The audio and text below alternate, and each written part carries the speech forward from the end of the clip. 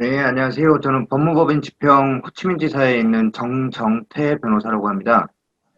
베트남에는 2011년 3월 달에 나와서요.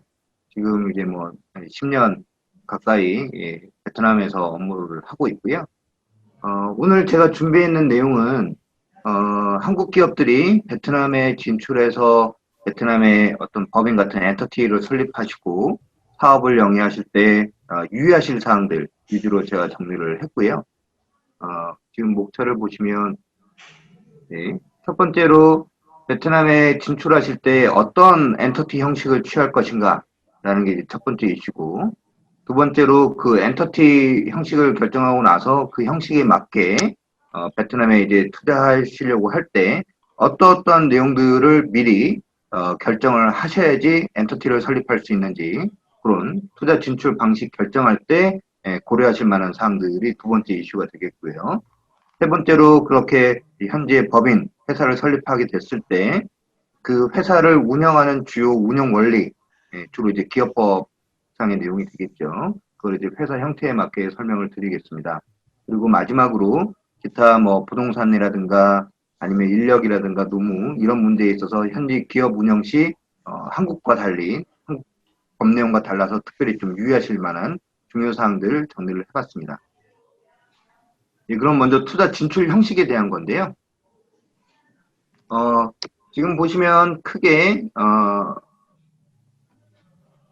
7가지 형태를 제가 열거를 해놨는데요. 그 중에 많은 부분들은 신경 쓰지 않으셔도 되고요. 제일 위에 있는 대표사무소, 그 다음에 유한책임회사, 그 다음 페이지에 나오는 주식회사, 이 세 가지 형태를 신경 쓰시면 되겠습니다. 외국인이 베트남에 들어와서 어떤 사업 활동을 한다.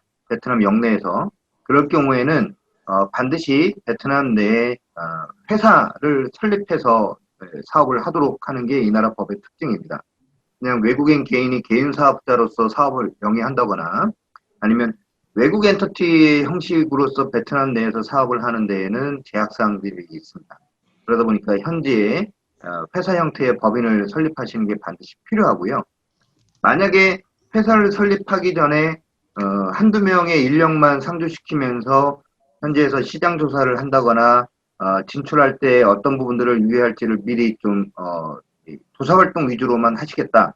다시 말해서 현지에서의 어떤 매출을 일으키지는 않겠다라고 한다 그러면 굳이 회사 형태를 설립하실 필요는 없고 제일 위에 나오는 대표사무소라는 형태를 설립하셔도 되겠습니다. 이 대표사무소라는 거는 어, 외국 회사의 현지에서의 영내에서의 우리 판로 개척을 한다거나 어떤 판매처, 구매처를 찾을 수 있을지 그런 시장 조사 활동을 하는 굉장히 한정된 범위 내에서의 활동을 할 수 있는 엔터티고요. 독자적인 법인격 권리 의무 능력을 갖지는 않습니다. 다시 말해서 우리 한국 회사의 내부 조직으로서의 현지에 인력을 상주시키는 한국 분들은 쉽게 뭐 연락사무소라고 표현을 하시기도 하는데요. 이 나라 법상으로의 용어는 Representative Office, 대표사무소라는 용어를 쓰고 있습니다. 그래서 현지에서 매출을 일으키지 않고 단순한 그런 조사 활동만 하실 것 같으면 대표사무소 형태로 설립하시면 될 거고요. 그렇지 않고 현지에서 어떤 매출을 일으키는 그런 영리 활동을 하실 거다라고 한다 그러면 회사 형태로 다시 말해서 한국 회사의 자회사 형식으로 별도의 법인격을 갖는 회사를 설립하셔야 됩니다. 이 회사는 한국에도 주식회사가 한국에 설립되어 있는 회사의 한 93% 정도 되는 걸로 알고 있어요.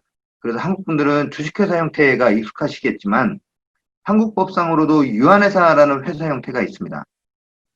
베트남도 마찬가지로 유한책임회사, 주식회사 이렇게 두 가지 형태의 회사 형태를 인정을 하고 있어요. 그런데 한국 법상에 보면 주식회사를 설립하는데 특별한 제약사항들이 없습니다. 그런데 한국법도 그렇게 바뀐 지는 불과 한 15년, 20년 정도밖에 안 돼요. 제가 처음 법대에 입학했을 때 배웠던 한국 상법상에는 주식회사는 주주가 최소 3인 이상이어야 되고 자본금은 5천만 원 이상이어야 되고 하는 제약사항들이 있었습니다. 베트남법은 그런데 이제 한국법은 지금 이제 개정이 돼서 그런 제약사항들이 없어진 거고요. 하지만 베트남법은 그런 제약 사항들이 남아 있습니다. 주식회사 부분에 보시면 3인 이상의 주주로 구성하는 것이 가장 큰 제약 사항입니다. 최저 자본금에 대한 제약 사항들은 없고요. 주식회사 형태로 설립하시려고 하면 주주가 최소 3인 이상이어야 되다 보니까 한국 기업들은 보면 한국 모회사가 100% 출자하는 것을 원해요. 다른 누군가와 동업으로 공동으로 회사를 창업하는 것에 대해서는 한국 기업들은 좀 많이 꺼려 하시더라고요. 그러다 보니까 현재 베트남에 설립되어 있는 많은 기업들은 주식회사 형태를 취하지 못하고요. 유한책임회사라는 형태를 취합니다. 뭐 회사의 설립이나 운영 과정에서 아주 특별하게 큰 차이가 있지는 않아요.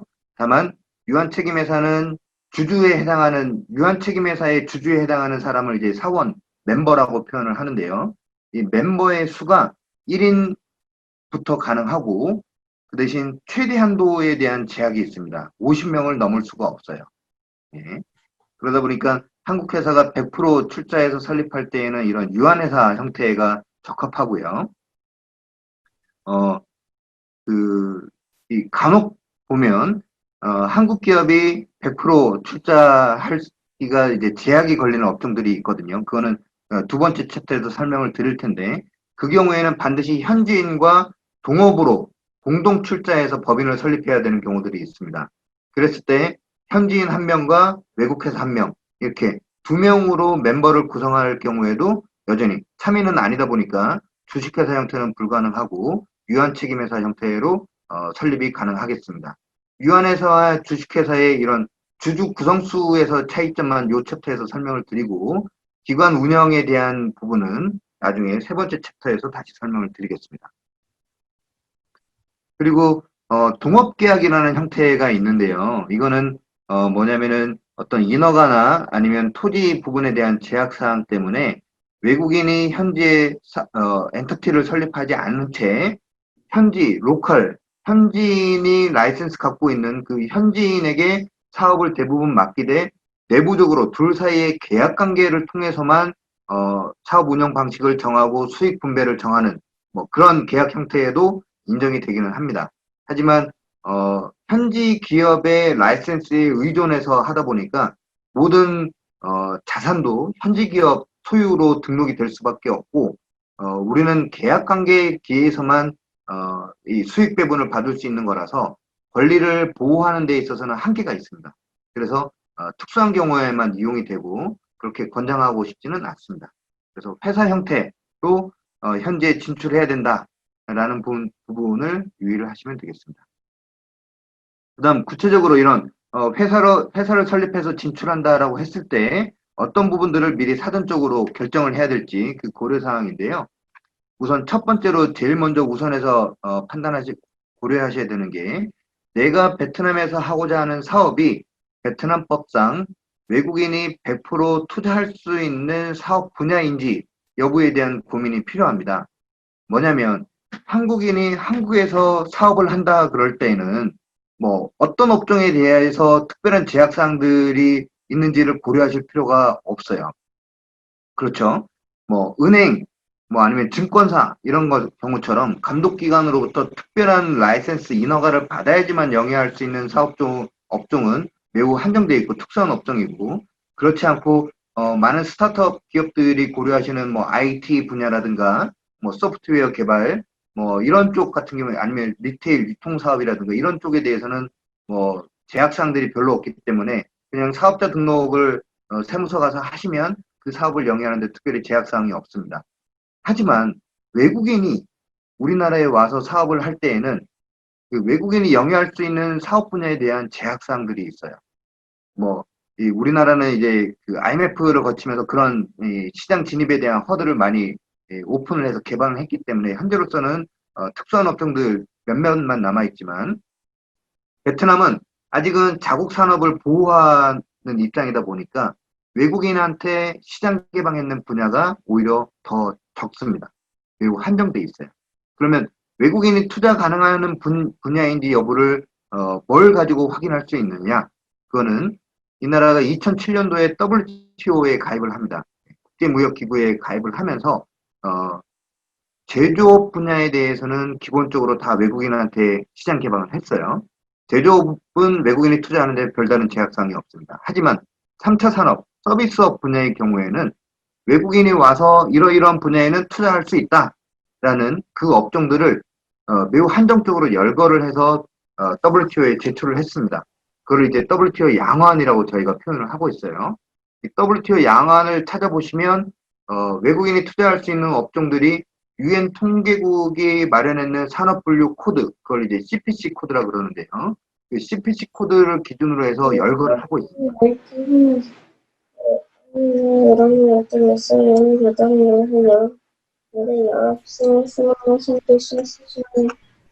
제가 음소거가 안 계속 되게 설명을 지금. 드릴게요. 그래서 이 베트남이 WTO에 제출했는 양화안에 열거되어 있는 서비스 업종에 대해서만 외국인이 투자를 할 수 있기 때문에 내가 하고자 하는 사업이 양화안에서 외국인 투자를 허용하고 있는 산업 분야인지를 확인하는 게 제일 먼저 우선되어야 됩니다. 다만 그러니까 지금 현재는 외국인이 투자 가능한 분야가 열거되어 있는 파저티브 리스트 형식으로 되어 있다라고 생각하시면 되고요. 다만 이제 좀 긍정적인 거는 베트남 정부가 올해 베트남 투자법을 개정을 했습니다. 이 개정되는 투자법은 내년 1월 1일부로 발효가 되는데요. 내년부터 시행되는 개정법에 따르면 외국인 투자가 금지되는 네거티브 리스트 방식으로 이제 바뀌게 됩니다. 그래서 베트남법에서 외국인 투자를 제한하고 있는 업종들이 아니면 나머지 분야에 대해서는 외국인이 다 투자가 가능한 시스템으로 이제 바뀌게 돼요. 그래서 이제 점점 더 문호가 개방이 되겠죠. 그런데 외국인이 투자를 할 수 없는 네거티브 리스트가 아직 발표가 되지 않은 상태입니다. 법이 네거티브 시스템으로 바뀐다는 법만 나와 있는 상태이고 그 법하에서 외국인 투자가 제한되는 업종은 아직 리스트가 발표가 되지는 않았어요. 그러니까 뭐 당장 올해 베트남에 법인 설립하실 게 아니고 내년도에 법인 설립을 고려하신다 그러면 내년도에 이제 나올 네거티브 리스트를 잘 살펴보시고 내가 투자하고자 하는 업종이 그 네거티브 리스트에 열거돼 있지 않으면 기본적으로 베트남에 법인 설립이 가능하다라고 생각하시면 되겠습니다. 현재로서는 뭐 저희한테 이제 질의 주신 사업 분야들 뭐 IT라든가 뭐 이런 분야에 대해서는 기본적으로 외국인 투자가 가능해요. 하지만 어떤 특정 사업에 대한 중개 알선을 목적으로 하는 사업 분야들은 세일즈 에이전시, 뭐 총판 대리상 같은 그런 경우가 아니면 좀 많이 막혀 있는 상황입니다. 현재로서는. 그래서 내년도 네거티브 리스트에 그런 분야들이 좀 빠졌으면 하는 좀 빠져야지만이 그런 분야는 투자가 가능하실 거예요. 그 다음에 법인을 설립한다고 했을 때 기존에 설립되어 있는 로컬 법인을 내가 인수를 해서 들어갈 거냐 아니면 내가 처음부터 법인을 설립할 거냐라는 부분도 하나의 고려 사항이겠죠. 많은 분들이 저희한테 이제 이런 질문들을 합니다. 외국인 투자가 제한되는 업종일 것 같으면 이미 설립돼서 그 사업을 영위하고 있는 로컬 회사를 인수하면 뭐 문제가 없는 거 아닌가요? 그런 방식으로 로컬 법인을 인수할 경우에는 내가 그 사업을 할 수 있는 게 아닙니까? 라는 질문들을 많이 하세요. 하지만 로컬 법인을 인수할 때에도 외국인이 그 회사의 주식을 취득할 수 있느냐라는 부분을 이 나라 정부로부터 인허가를 받아야 됩니다. 그런데 로컬 회사의 주식을 취득할 수 있는지에 대한 인허가를 받을 때에도 역시 그 업종이 외국인 투자가 허용되는 분야인지가 심사 기준이 돼요. 그러다 보니까 진출 가능성 부분에 있어서 현지 기업을 인수하느냐 아니면 새로 처음으로 법인을 설립하느냐에 따라서 차이점은 없습니다. 어느 방식이든 외국인이 투자 가능한 분야의 경우에만 그 회사 주식을 인수하는 것도 가능하고 신규 법인을 설립하는 것도 가능해집니다. 그 다음 이제 투자자를 이제 고려하실 필요가 있는데요. 이런 질문들을 많이 합니다. 한국 회사가 베트남의 주주가 되는 게 유리한가요? 아니면 한국인 개인이 베트남 회사의 주주가 되는 게 유리한가요? 이런 질문들을 많이 하세요. 그런데 투자자가 개인이냐 회사냐 따라서 특별한 차이는 없습니다. 다만 현지 법인을 설립할 때 베트남 정부로부터 인허가를 받을 때 그 심사 기준 중에 하나가 베트남 법인의 주주가 될 투자자, 그 외국인이 얼마나 사업을 잘 영위할 수 있는 재정적인, 사업적인 운영 능력을 보유하고 있는지를 심사를 합니다. 그러면 이거는 추상적인 기준이고요. 구체적으로 뭘 가지고 그 심사를 하느냐? 일단 베트남 법인의 자본금으로 처음에 신청하는 그 자본금보다 많은 현금이나 아니면 자산을 보유하고 있는지에 대한 증빙 자료를 제출을 해야 됩니다. 그래서 회사 같으면 그 회사의 재무제표를 제출을 해서 현금이나 자산이 베트남 법인의 자본금보다 크다라는 걸 입증을 해야 될 거고요. 개인 주주일 것 같으면 본인이 보유하고 있는 은행 예금 잔고 증명서를 제출을 해서 그 이상의 재정적인 능력을 갖고 있다라는 거를 증빙을 해야 됩니다. 뭐 그런 부분들을 고려하실 필요가 있어서 투자자를 누구로 할 건지를 좀 고민을 하시고요. 다만 형식적으로 법인이냐 개인이냐에 따라서 주주 요건에 특별한 제약사항은 없습니다. 그다음 베트남 법인의 자본금을 얼마로 할 건지도 많은 분들이 이제 문의를 하세요, 저희한테. 근데 베트남 법상 회사 설립하는데 최저 자본금에 대한 법상의 제약은 없습니다. 쉽게 말하면 1달러짜리 회사도 설립하실 수가 있어요. 그런데 외국인 투자를 심사하는 관점에서 봤을 때에는 베트남 정부 입장에서는 베트남 회사의 자본금이 너무 작을 것 같으면 외국인이 와서 작은 돈으로 그냥 사업하다가 쉽게 말아먹고 그냥 먹튀해서 그냥 한국으로 리턴하는 경우에 대한 우려사항이 있거든요. 네. 그래서 예를 들어서 뭐 자본금 1,000만 원 가지고 회사를 설립했다. 근데 1,000만 원으로 뭐 현지인 직원 채용도 몇 명 못 할 거고요. 그렇게 채용해가지고 운영자금 돌리는 데에도 좀 부족할 수가 있겠죠. 네. 그래서 그런 경우에는 이 법인 설립 심사 과정에서 투자금을 늘리라라는 베트남 정부의 요구 사항들이 나옵니다. 그래서 저희 경험치에 비춰보면 한 10만 불, 1억 원 이상은 자본금으로 하겠다라고 신청을 넣어야지 외국인 투자법인 설립 인허가를 받기가 용이해요.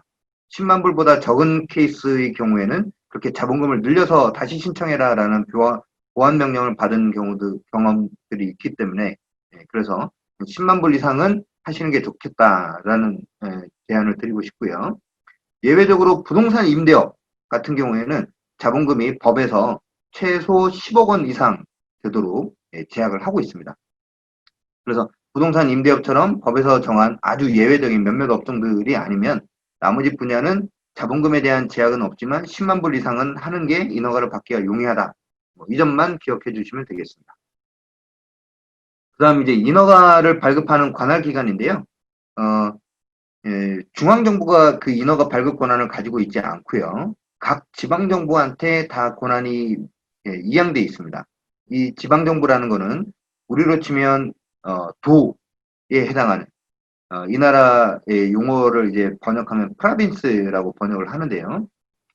뭐 한국의 경기도, 경상남도, 경상북도 같은 그 도에 해당하는 프라빈스가 베트남에는 58개의 프라빈스가 있습니다. 그리고 서울특별시, 대구광역시에 해당하는 그런 광역시급에 해당하는 도시가 5개가 있어요. 그래서 58개 프라빈스 플러스 5개 광역시 해서 63개 권역으로 인허가 발급 권한 기관이 나누어져 있다라고 생각하시면 되고요. 법인 설립하고자 하는 그 본점 소재지의 지방정부로부터 그런 인허가를 받게 됩니다. 인허가 절차를 보시면 제일 먼저 주주를 복수로 해서 설립할 경우에는 합작계약 같은 것들이 필요할 거고요. 그렇지 합작계약을 맺지 않는다 그러면 회사의 정관을 먼저 만드셔야겠죠. 그래서 정관이 설립 신청 서류 중에 제일 근본이 되는 서류가 될 거고요.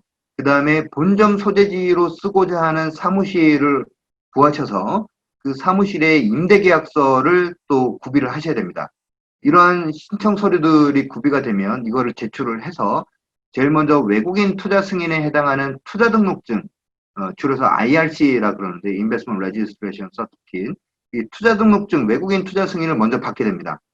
그리고 나서 한국으로 치면 법인 등기에 해당하는 기업 등록증이라는 거를 받게 돼요. 그래서 투자 등록증, 기업 등록증 이 두 가지 인허가를 받음으로써 현지 법인이 설립이 된다라고 생각하시면 되고요. 소매업, 예, 유통업 중에 소매업과 같은 경우에는 이 법인 설립 인허가 이 두 가지 외에 소매업 자체를 위한 영업인가, 비즈니스 라이센스라는 것도 따로 받아야 됩니다. 그런 경우처럼 특수한 사업 분야의 경우에는 이 법인 설립 인허가 두 가지 외에 별도의 영업인가를 사후적으로 또 받아야지만 해당 사업을 영위를 할 수가 있어요. 근데 IT 분야라든가 대부분의 사업들은 이 투자 등록증, 기업 등록증 두 가지 인허가를 받음으로써 법인 설립이 되고 사업을 영위할 수가 있게 됩니다. 이렇게 두 가지 인허가, 기업 등록증을 받음으로써 이제 법인 설립이 되고, 법인 설립이 되고 나면 이 나라도 한국처럼 인감 문화거든요. 그래서 법인 도장, 법인 인감을 신고해서 받으셔야 되고, 한국과 다른 점은 한국은 법인 설립하기 전에 미리 은행에 별당 계좌라는 걸 개설해서 거기에다 자본금을 미리 예탁을 해야 됩니다. 예, 별당 계좌에 그 자본금이 납입되는 증명서를 내야지만이 법인 설립 등기가 돼요. 한국은. 베트남은 반대입니다. 기업 등록증을 받고 나면 기업 등록증 발급일로부터 90일 내에 자본금을 납입하게 됩니다. 이 자본금을 납입하는 용도의 특수한 계좌로 자본 계좌라는 거를 이제 개설을 하셔야 되고요. 설립 절차는 뭐 이렇게 투자 등록증, 기업 등록증, 그리고 인감 만드시고 자본금 납입한다. 그런 프로세스로 진행된다라고 생각하시면 되겠습니다. 그다음 이제 회사의 주요 기관 구성인데요. 여기에서 주식회사와 유한회사의 차이점을 보실 수가 있게 됩니다. 유한회사는 다시 멤버가 1명인 1인 유한회사, 그 다음에 멤버가 2인 이상인 2인 유한회사로 구분을 하는데요. 그렇게 큰 차이점은 없습니다. 이 유한회사가 주식회사와 대비해서 가장 큰 차이점을 갖는 게 뭐냐 하면, 먼저 주식회사부터 설명을 드리는 게 편하실 텐데요. 우리에게 익숙한 주식회사의 경우, 주주들로 구성되는 주주총회가 최고 의사결정 기구가 됩니다. 그래서 정관 개정 아니면 자본금 증대하는 거, 이사를 선임하는 거, 이런 절차들은 다 주주총회에서 결정하게 되죠. 근데 주주총회는 회사의 가장 중요한 의사결정만 하는 기구이고요. 회사의 일상적인 그 영업행위는 이사회에서 결정을 하게 되겠죠. 어떤 차입을 한다거나 중요한 거래, 계약에 대해서 승인한다거나 하는 거는 다 이사회에서 결정을 합니다. 그리고 이사회에서 선임하는 대표이사가 회사를 대표해서 모든 회사의 계약서 문서에 사인하고 하는 대표 행위를 하게 되겠죠. 아무튼 주식회사의 가장 큰 특징은 이런 이사회라는 운영기구가 있다라는 건데요. 유한회사의 경우에는 주주총회에 해당하는 사원총회가 최고 의사결정 기구이고요. 중간 관리 조직으로서의 이사회라는 기구가 없습니다. 다시 말해서 사원총회에서 정하는 그 아주 중요한 사항 외에는 나머지는 전부 다 대표이사, 쉽게 말하면 이제 사장이 되겠죠. 이 사장이 단독으로 다 결정해서 처리를 할 수가 있습니다. 이 나라에서는 그 사장이라는 직함을 제너럴 디렉터라고 표현을 하고요. 그래서 이 사장을 누구로 선임하는지가 굉장히 중요하겠죠. 이 사장의 업무 집행을 견제하고 감독할 수 있는 이사회라는 조직이 없기 때문에.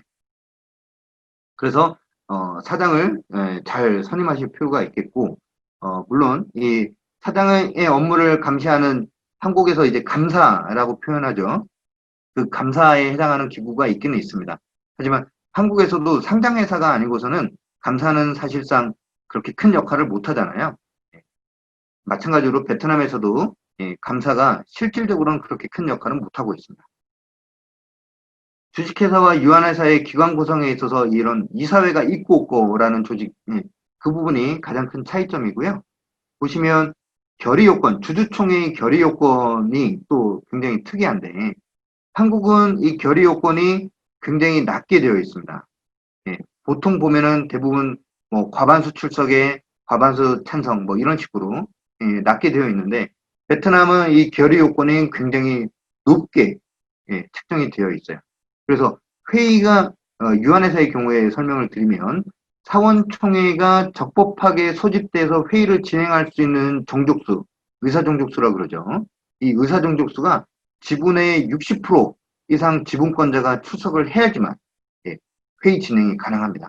물론 첫 회의 때 의사종족수가 미달이 되면 15일 내에 연기하는 회의에서는 50%로 다운이 되고, 그때에도 종족수가 충족이 안 되면 또 10영업일 내에서 연기를 하면서 마지막 세 번째에는 종족수의 제한이 없게 되는 그런 이제 제한이 좀 완화되는 부분이 있습니다만, 원칙적으로는 65% 이상의 주주들이 모여야지만이 유한회사의 사원총회 회의 진행이 가능합니다. 그리고 이렇게 회의를 진행을 했을 때 결의안건을 통과시키는 데에도 출석했는 의결권의 65% 이상이 찬성을 해야지만이 안건이 통과가 될 수 있습니다.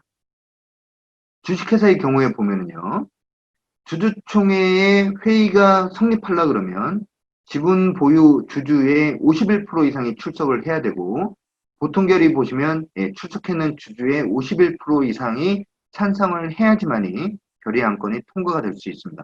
이렇게 한국보다는 결의 요건이 상당히 엄격하게 가중되어 있다라는 부분도 유의하실 필요가 있겠습니다.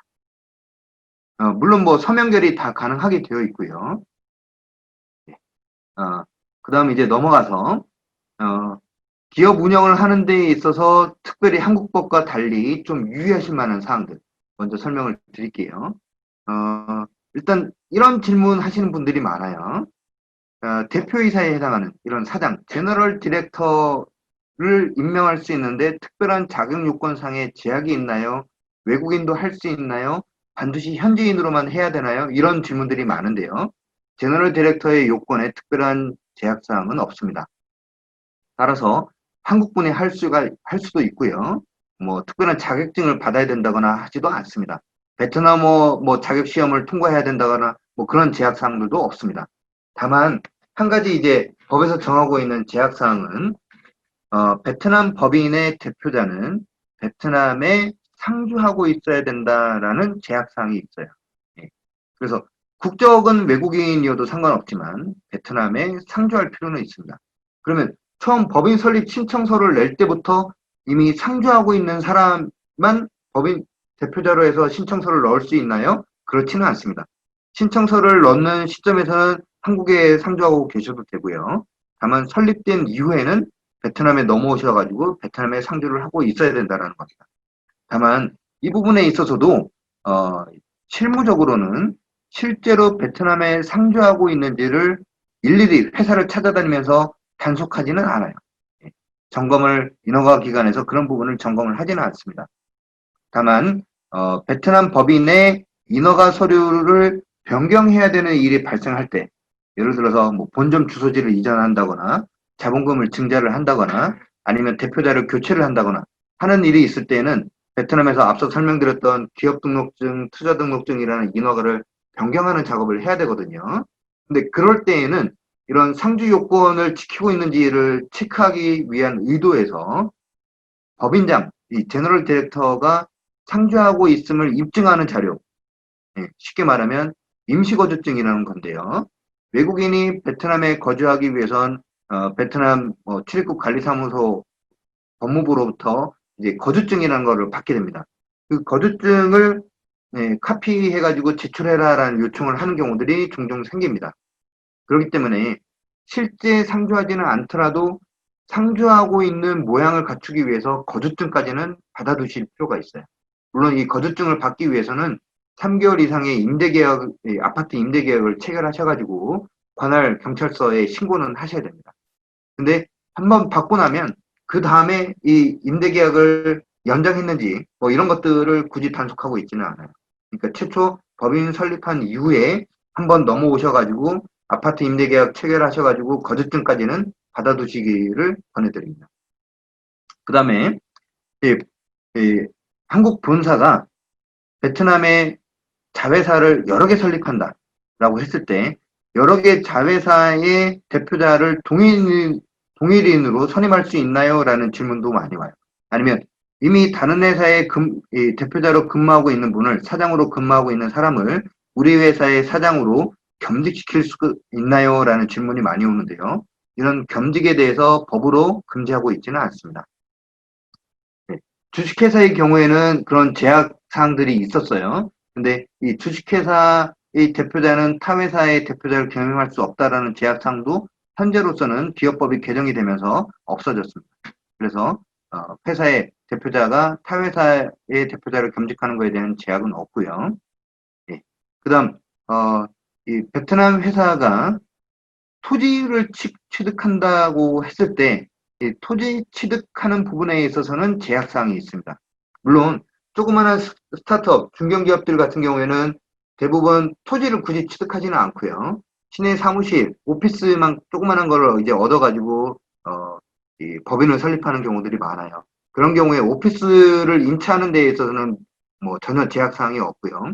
다만 종종 저희한테 문의 오는 분들이 베트남에 이제 부동산이 가격이 점점 높아질 거니까 일종의 부동산 투자도 겸할 겸 해서 베트남에 설립되어 있는 부분이 현지에서의 토지를 취득하고 이런 부동산 투자를 하는 거에 대한 문의도 많이 오세요. 그래서 좀 설명을 드리자면 베트남은 모든 토지는 국가가 소유를 하고요. 일반인들은 이런 사기업들은 국가로부터 50년짜리 한정된 기간의 사용권을 받습니다. 물론 이 사용권이 한국으로 치면 토지등기부에 등기가 돼서 국가가 관리하는 등기부에 등기가 되고 그래서 이 한국으로 치면 소유권에 준하는 보호를 받아요. 그래서 한국에서도 땅이나 뭐 주택이나 건물을 사고 팔 때에는 등기부에 이전 등기를 함으로써 소유권 이전이 이루어지잖아요. 베트남에서도 이 토지 사용권이란 거를 매매할 수가 있고 이 매매 양도하는 행위는 이 등기부에 등기가 됨으로써 이전 등기가 됨으로써 소유권 아니 사용권이 이전되는 그런 권리의 보호 장치가 마련이 되어 있습니다. 그래서 기간만 50년이라고 한정되어 있다 뿐이지 실제로 권리를 행사하고 보호받는 데 있어서는 한국의 부동산에 대한 소유권을 갖고 있는 것과 큰 차이가 없다라고 생각하시면 되고요. 다만 외국인 투자법인이 토지를 취득하는 데에는 본인이 이 베트남 법인이 앞서 설명드렸던 투자등록증, 기업등록증에 명시되어 있는 사업, 다시 말해서 허가받았는 사업을 영위하는 데 필요한 자산으로서의 부동산 취득만 허용이 됩니다. 예. 유휴 사업 부지, 내가 직접 사업에 쓸 땅도 아닌데 이거를 투자 목적으로 그냥 사놓는다. 이런 경우에는 허가가 안 나와요. 그 부분은 유의하실 필요가 있겠습니다. 건물은 토지와 다르게 소유권이 인정이 되고요. 토지는 사용권이지만 건물은 소유권이라는 부분, 법적 형식에 있어서 차이는 있습니다. 다음 또 넘어가 볼까?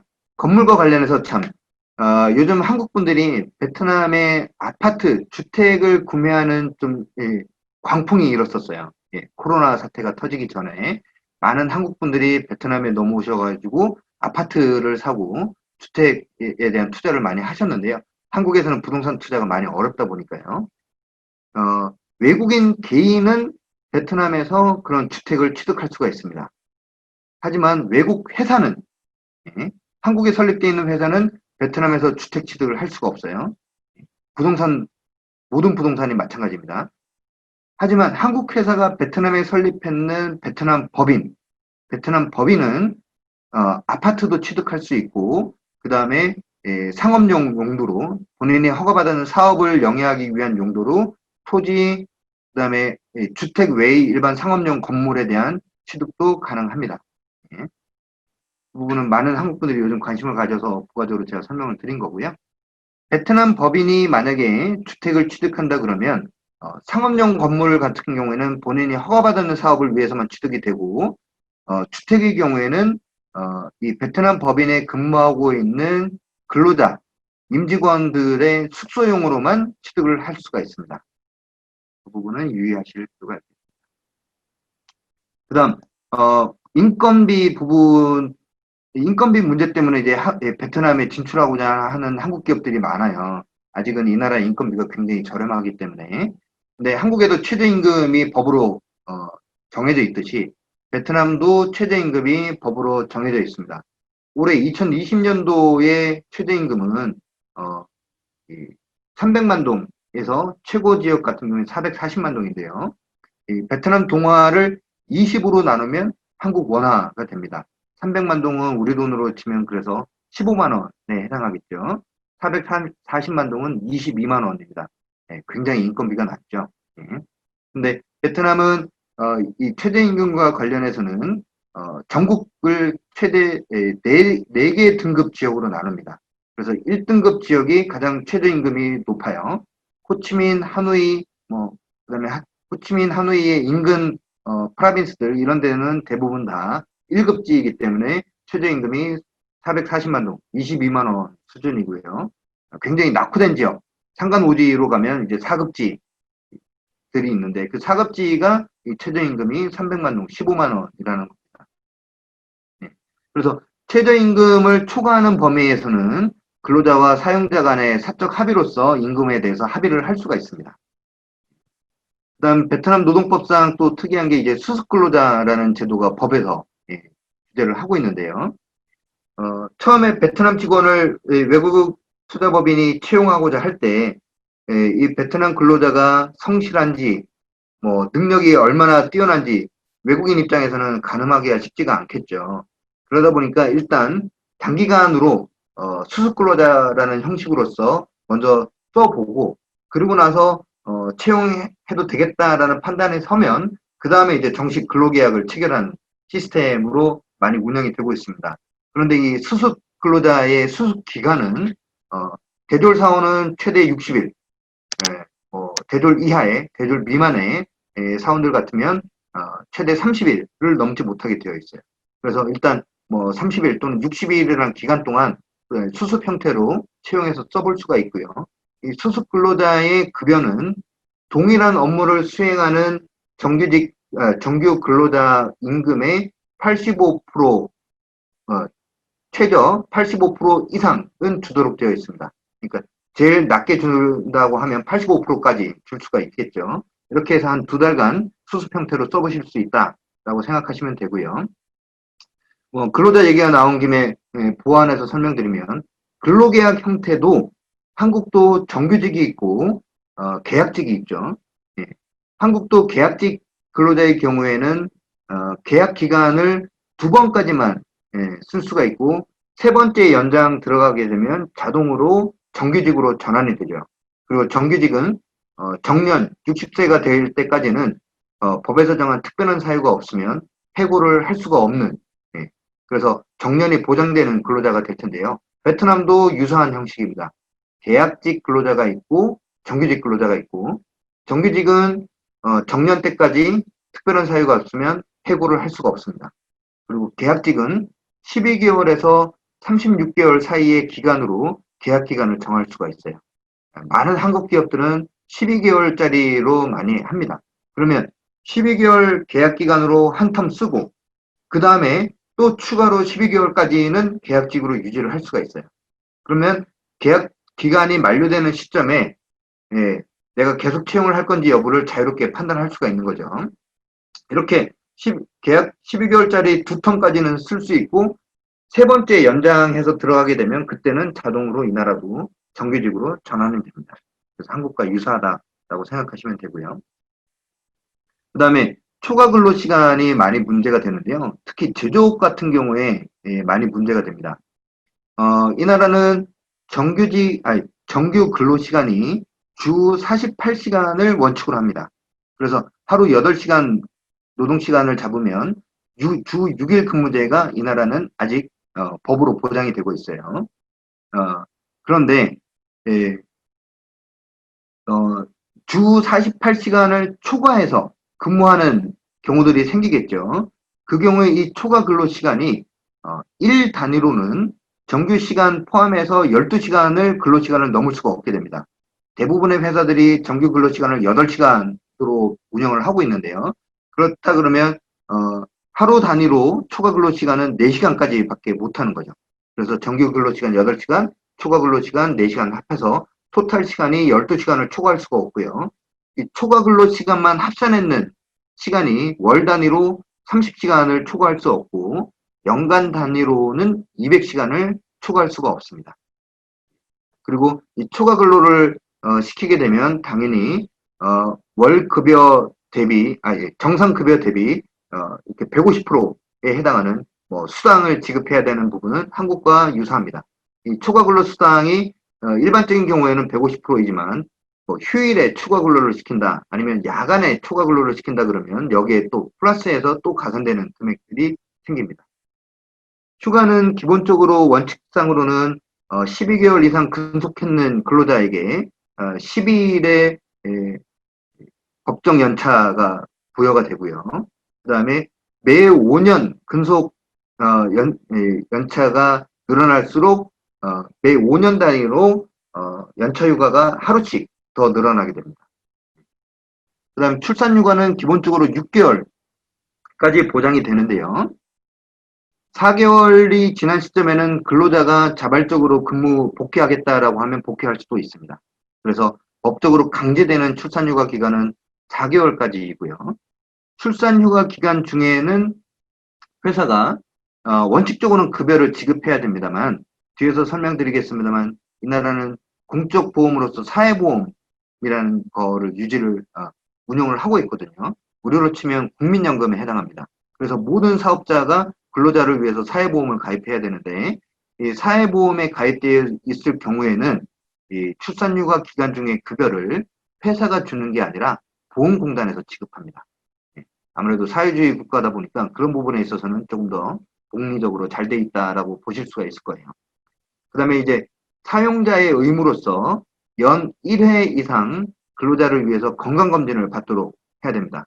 이 건강검진이 그런데 굉장히 뭐 부담스러운 수준은 아니고요. 우리 돈으로 치면은 뭐 한 3만 원 내지 5만 원 정도의 건강검진 계약을 이 현지에 있는 인근 병원과 체결할 수가 있어요. 그렇게 해서 그 정도 좀 낮은 수준에서 건강검진을 병원에서 시행하고 있다라고 생각하시면 되고요. 근로자 1인당. 예. 그래서 그렇게 큰 부담되는 수준은 아닙니다. 그 다음 이제 공산주의 국가다 보니까 베트남에서는 이제 노동조합에 대해서 우려하시는 분들이 많아요. 그런데 한국과 노동조합이 위상이 좀 다릅니다. 한국은 노동조합이 순수하게 근로자들의 자발적인 결사체로서 근로자의 복리와 이익을 위한 이 활동들을 한다라고 치면, 베트남의 노동조합은 헌법과 노동법에서 헌법에서 뭐라고 정의를 하고 있느냐? 헌법에서 노동조합을 규정을 하고 있는데요. 공산당의 영도 하에 국민을 계도하고 지원하는 조직으로서 노동조합이 헌법에 규정이 되어 있습니다. 여기에서 이미 좀 느낌이 오시죠? 예.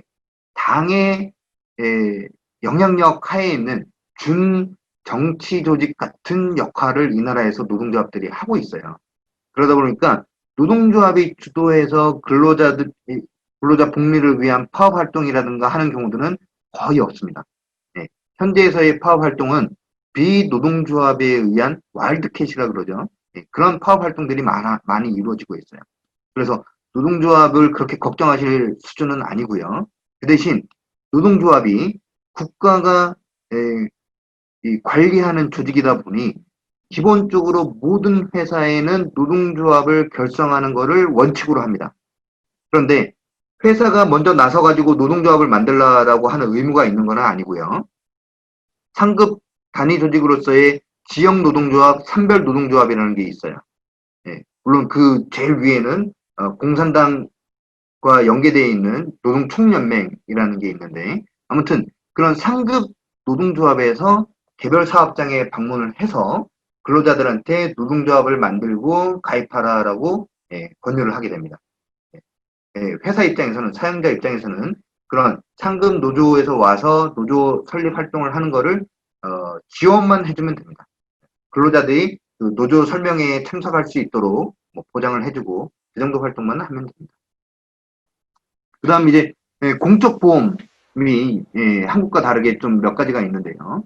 먼저 사회보험이라는 게 우리로 치면 국민연금에 해당하는 거고요. 네, 고용주의 분담금이 18%입니다. 저희가 그 다음에 우리로 치면 의료보험에 해당하는 건강보험이 고용주 분담금이 3%, 그다음에 실업급여보험이라는 게 있는데 고용주 분담금이 1%입니다. 이 실업보험은 2010년도부터 시행이 되고 있는데요. 실업보험금을 회사가 납부를 해왔으면 직원이 퇴사할 때 퇴직금을 회사가 지급할 필요가 없습니다.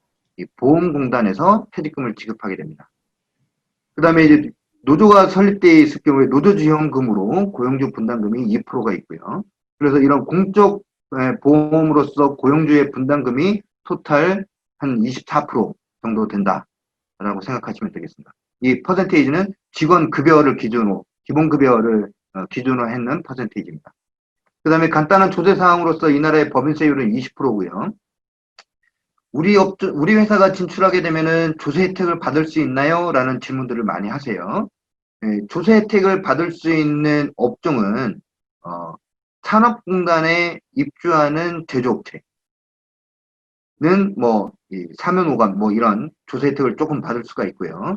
그렇지 않고서는, 낙후지역 또는 첨단산업의 경우에만 조세 혜택을 받을 수가 있고, 그렇지 않은 대도시 지역의 일반적인 업종으로서 진출한다 그러면 외국인 투자자라고 해서 조세 혜택을 받을 수가 없습니다. 조세 혜택 대상이 아닙니다. 그다음 이제 뭐 현지 주재원으로 나오는 이제 외국분들의 외국인 근로자 같은 경우에 회사가 이제 개인 소득세를 보전해 주는 경우가 많아서 개인 소득세율에 대해서도 관심을 많이 가지시는데요. 한국처럼 개인 소득세는 소득 구간에 따라서 누진과세가 적용이 됩니다. 근데 이 소득 구간에 따른 세율이 제일 낮은 구간은 5%, 제일 높은 구간은 35%입니다. 근데 제일 높은 구간이 800만 동, 우리 돈으로 치면 40만 원을 넘는 구간이기 때문에 뭐 외국인 근로자 급여 수준 생각하면 대부분 다 35% 세율을 적용받는다라고 생각하시면 되겠습니다. 그런 급여성 소득이 아닌 일반 소득의 경우에는 아니면 이 비거주자 베트남에서 직장을 구하고 근무하고 있지 않은 사람이 외국에 거주하고 있는 사람이 베트남 내에서 특별한 뭐 용역비라든가 이런 소득이 발생했을 때에는 비거주자에 대한 개인소득세는 20%가 적용이 되고 있습니다. 그다음 또 이제 원천징수세를 좀 설명을 드려야 되는데요. 한국 모회사가 베트남 자회사로부터 배당을 받아간다. 주주 배당을 받아간다 그러면 그 외국 기업이 베트남 내에서 소득이 발생하기 때문에 이 배당 소득에 대해서도 베트남에 원천징수해서 소득세를 내야 되는 게 아니냐라는 그런 질문들이 많이 오세요. 그런데 배당 소득에 대해서는 베트남 내에서 원천징수를 하지 않습니다.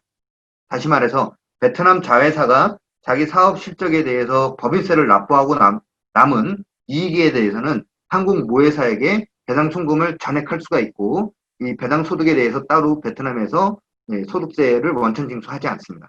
다만 이 외국인 주주가 법인일 때 이 배당금에 대해서 원천징수를 하지 않는 거고요.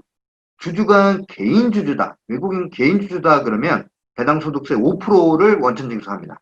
예, 그런 부분에 있어서는 배당세에 대한 원천징수 세율의 차이가 있기 때문에 한국 법인이 투자하는 것이 더 유리한 부분이 있을 수 있겠죠.